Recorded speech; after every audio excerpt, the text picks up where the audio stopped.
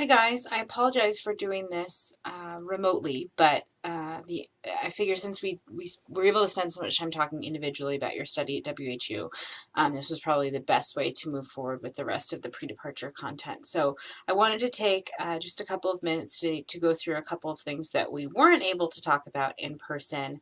I hope you'll take some time over the break before you travel to Germany to just watch this and go through with it. And of course, as always, if you have any questions about anything, you're welcome to be in touch with me.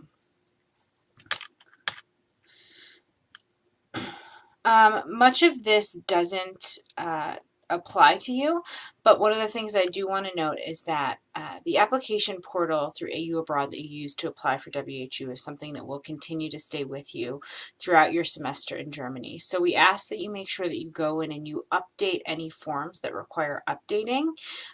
There's information about your arrival and flight information, a disability accommodation request form, emergency contact information.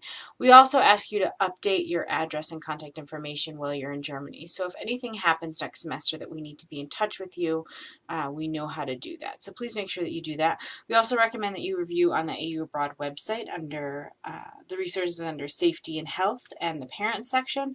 There's a lot of really valuable information on those pages, so please take some time to go through it. You'll notice that I've registered you both for WHU.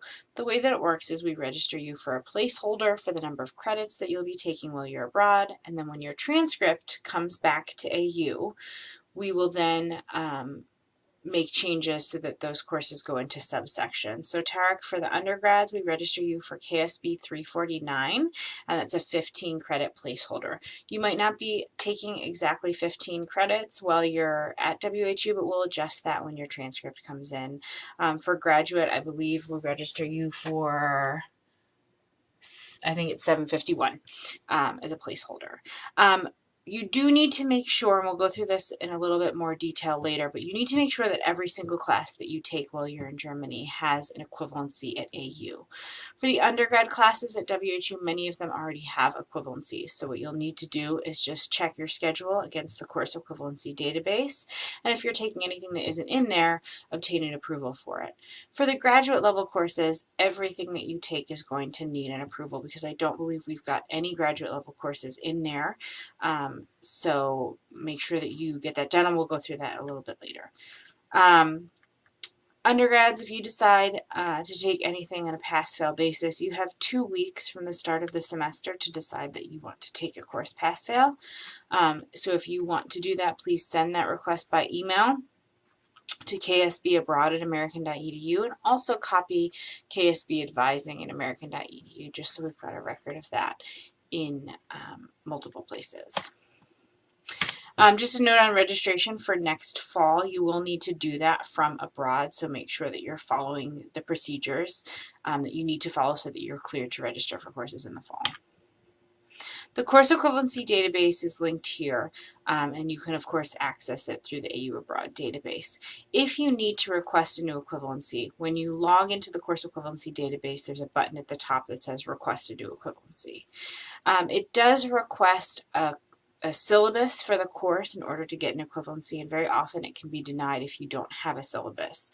I recognize that this can be challenging because oftentimes at WHU they don't issue syllabi for courses. So if you run into that issue, please just let me know and I will work with you to try to figure that out. Remember that, again, if you're taking anything abroad that isn't in the database, you need to obtain a course equivalency. You should really do it at the beginning of the semester when the course first starts. What I don't want to happen is for you to go all the way through the semester, take a course, realize at the end that you don't have an equivalency for it, submit it, and have it not come back counting as what you needed or you were expecting it to count for. So please make sure that you take care of that as soon as you can. The grading system at WHU is right here. For the graduate level, to be honest, I'm not sure if they're using this system or they're using an American style system at this point. Certainly for the undergraduate level, this is the translation system that they will use. Please make sure that you're making your academics a priority. This is a study abroad program. It's an academic program, and our expectation is that you will attend all of your classes while you're abroad. Skipping classes for independent travel is absolutely not acceptable. And I'll also add that WHU is one of the more challenging institutions that we partner with for study abroad. It is not uncommon for our students to fail a final exam at WHU. And in general, it is possible to retake those exams, but we would like to avoid that, and I'm sure you would like to avoid that as well. So please make sure that you're making it a priority to keep on top of your classes, your assignments, the required reading, and focus on that.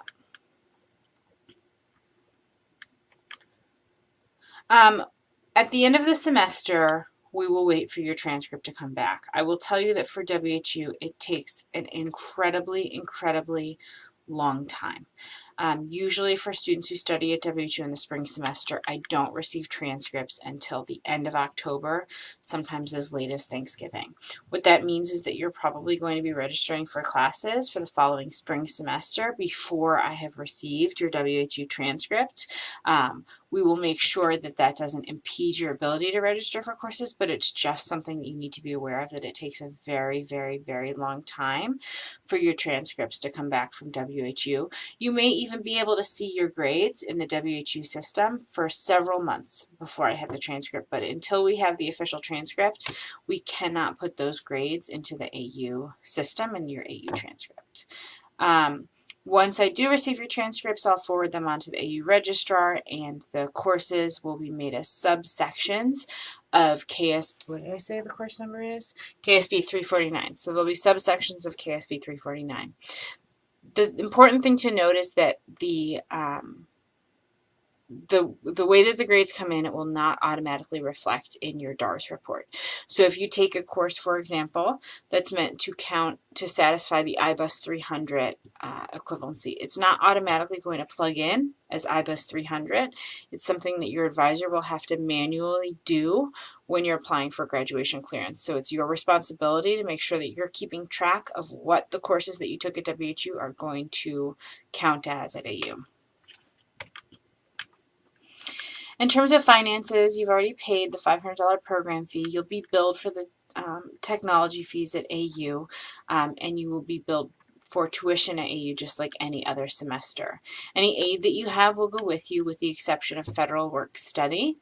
But if you take any courses at WHU that have any special lab fees or have an excursion and an associated fee, those are going to be paid directly to WHU. They will not be billed to you through AU. Addition, you have your expenses for housing that you'll be paying to WHU if that applies to you. You'll also be paying for your international flight, local transportation, meals, any visa and immigration expenses, which actually doesn't apply to either of you, independent travel, souvenirs, cell phone, all of that stuff. In terms of finances, please just make sure that you've notified your bank and credit card companies that you're going to be living outside of the U.S. for a semester. And make sure if you're going to use your U.S. bank account and ATM card that you understand what the ATM fees are, because you will very often be charged quite high fees to pull out money from your account at ATMs outside of the U.S. You may want to find out if your bank has a partnership with a European bank. You may also want to look at opening a bank account in Germany. You both may already have that, I'm not sure. I always recommend just having some access to emergency money, just in case. If you're looking at airfares, both for your international airfares and also within Europe, Student Universe and STA are the two student airfare websites, and they offer a lot of great deals. Of course, you also probably know about all of the budget carriers that exist in Europe. Germanwings, Ryanair, EasyJet, all of those airlines are great options for travel. You may want to look at getting an international student identity card, and you can get that through STA. It's a card that partners with a lot of organizations, hotels, hostels, museums, transport organizations to give discounts to students, and so it's not necessarily something that you will need, but it might be valuable to have, in particular if you're planning to do a lot of independent travel.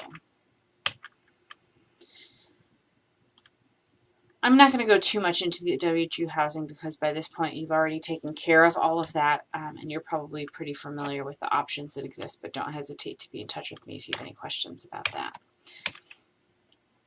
In terms of phones, you may be able to unlock your US phone and purchase a German SIM card, or you can simply buy a pay-as-you-go phone when you arrive. But make sure that you figured out what you're going to do with your US cell phone plan so that you don't have increased charges while you're abroad. I always recommend setting guidelines with your family and your friends back in the US about how often you're going to communicate with them and when you're going to communicate with them. I have very often in the past received calls from parents and people's boyfriends and girlfriends about how they haven't heard from the person who is studying abroad in a foreign country, and are they okay? And I probably haven't heard from you either. So just make sure that you're clear with the people that you communicate with regularly at home about when you will be in communication with them. In terms of electricity, just make sure that you have outlet converters. You both know, I think, that what the plugs are like in Germany, so that shouldn't be an issue. But just make sure that you've checked all of your devices before you travel to know what voltage they can handle. Hopefully you've done this by this point, but you should make sure that your health insurance policy will cover you while you're in Germany. Included in the program fee that you've paid to AU is the ACE Travel Assistance Program, and I'll send you that policy information so you have it. It is not health insurance in and of itself, but it's an emergency supplemental policy that's meant to add value to the policy that you already have. It will cover things like an evacuation in an emergency, transportation back to the U.S. if you need to come back to the U.S. for some sort of emergency medical care. Will also help you to locate healthcare providers if you need one when you're traveling outside of the country. And keep in mind that this is worldwide, so it's not just going to be a benefit to you in Germany, but if you're traveling in France or in the UK or anywhere else, it's a policy that will cover you. If you have any medications that you're taking with you from the U.S., just make sure that you've got enough to last for the entire time that you're abroad. Make sure that you bring your medications with you in your carry-on. I also always recommend bringing whatever over-the-counter medications you might need with you, just because there are different brands in different places. In particular, you want to keep this in mind if you're doing independent travel throughout the semester. And of course, if there are any medical issues, make sure that you notify both me and the WHU staff that you're working with, because if something happens to you while you're at WHU, they will be the people that we will be advocating for you, and it's really important that they're aware of any issues. Keep in mind that while you're abroad, you remain an AU student, and while you're not on campus, you will have access to many of the resources at AU that you might need. That also means that the AU Student Code of Conduct applies while you're away. AU Abroad has a really great video on health and safety abroad, and I've linked to it here. You can also access it through the AU Abroad homepage. Anything that happens while you're abroad, because you're on an AU program, is still considered a resident issue, and that includes sexual assault and sexual harassment. So if you need support of the OASIS Center and the Wellness Center at AU, their contact information is located here. You can also always contact the U.S. Embassy to be in touch with anybody.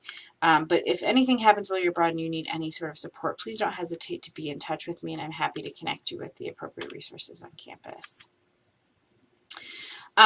We also are subject to Clery Act crime reporting while abroad. So again, you can find all of AU's crime reporting information on the AU website. And please do file a report with me if anything happens while you're abroad. In terms of random things, I think these are all things that you all know about, so don't worry about it. I do just want to mention going through customs and immigration. Neither one of you should have any issues with this because of your citizenship, but if you do, just make sure that you're clarifying to them that you are a fully enrolled student at the American University in the United States and you're going on an exchange program for the semester at WHU. There should not be any problems from that, but if you do have any issues, getting into the country or as you travel around with being a student in the U.S. versus a student in Germany, please do let me know and I'll be happy to advise you. And finally, please make sure that you're staying in touch with us. If you ever have any questions and you're just not sure if you're doing the right thing or you're following the right procedure or who you need to talk to about something, you're always welcome to be in touch with me. I'm here as a resource for you, and I'm happy to connect you with whatever other resources on campus you might need. I'm an advocate for you. Do just keep in mind that if you communicate with any of the advisors, use the generic advising address that they have provided, ksbadvising@american.edu, because if somebody is out of the office or on vacation, if you send an email to an individual advisor, they might not be able to get in touch with you, but if you send that general advising email address a message, they will certainly get back to you as soon as they can. And that's pretty much it. So if you have other questions for me, you know where to find me. I'll be back in the office on January 2nd, but I'm accessible by email throughout the winter break. So please don't hesitate to be in touch. Have a wonderful semester at WHU, and I look forward to hearing all about it. Talk to you later.